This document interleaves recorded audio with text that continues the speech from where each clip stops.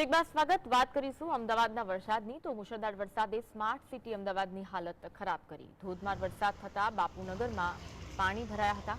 મહત્વનું છે કે વરસાદને પગલે શહેરના અનેક નીચાણવાળા વિસ્તારોમાં આવેલા ઘરોમાં વરસાદના પાણી ઘૂસી ગયા છે, જેને લઈ કોર્પોરેશનની પ્રી મોન્સૂન કામગીરીને લઈને સ્થાનિકોમાં રોષ ફેલાયો છે.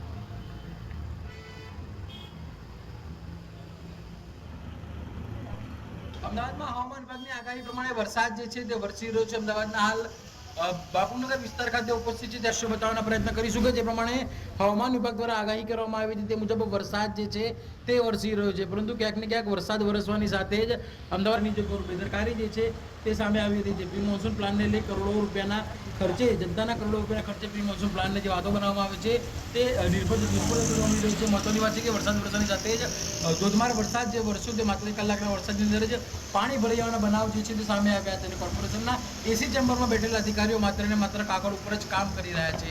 જતીન બારોટ, GSTV.